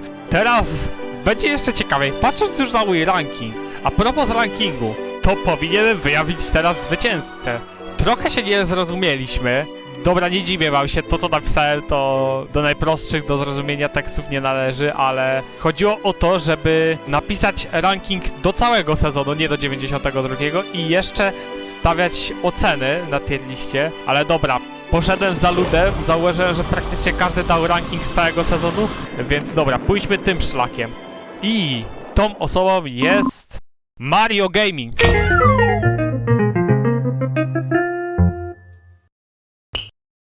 A nie, czekajcie, tu ktoś jest. Ale dobra, powiem szczerze, trochę was zbejtowałem z intencjami, że AIF to będzie słaby sezon. Technicznie, no jest słabszym sezonem. Na pewno to nie jest ten sam poziom co Ajeto i KF moim zdaniem. Sęk w tym sezonie jest taki, że ta zgnilizna schowała się w 94. Gdyby to była osobna seria, to 94 mógłby być najbliższym, co mamy, do poziomu odcinków ze Steamworks Studio. Bójcie się! Teraz będziecie musieli się nacieszyć tym jednym wielkim filmem, ponieważ od razu przechodzę robić jeszcze większy film, najbardziej oczekiwany film na tym kanale. Filmie, który może się bardzo podejrzanie zbliżać do 2 godzin, więc skoro tworzenie recenzji cały rok, która trwa godzinę, to sporo, to bójcie się! Szczerze nawet wątpię, że się wyrobię w 2027, więc mój kanał zostanie martwy, po premierze filmu cały fandom zostanie martwy, więc mam nadzieję, że przynajmniej te 20 osób przyjdzie obejrzeć. Chcę zrobić tradycyjnie jedną kontrowersyjną decyzję na film, którą się oczywiście was będę pytał. Mianowicie, nie wiem czy zauważyliście, segmenty w recenzjach stały się nieco dłuższe. Czy może nie przedzielić serii z takiej gigantycznej, gdzie na każdy film będzie jeden odcinek? Typu teraz będzie recenzja Nechody, recenzja Bilarda. Jedna 10-minutowa recenzja w pełni mogłaby wystarczyć. Wtedy bym ją wrzucał co miesiąc, co 2, zamiast na przykład co 2 lata. Recenzja 94 nadejdzie na pewno późno, więc rozważcie tą decyzję. Ja wstawiam ankietę, mamy tydzień na rozmyślenie o tym. Jeszcze raz dziękuję osobom, które pomogły mi przy tworzeniu tego filmu. Jak chcecie, możecie też wysyłać jakieś arty, jakieś animacje, cokolwiek tam fanowskiego macie związanego z AIF-em. Może coś do rankingu muzyki. Ja jestem otwarty na używanie takich rzeczy. 1943? Kurwa! Może covery jakieś. Możecie to zrobić na społeczności YouTube'a albo na Discordzie. Dobra, robimy to. Słuchajcie, założyłem Buy Coffee. No, tam jakieś pieniądze się warlają, to możecie dać pieniądze, dawać pieniądze mi da!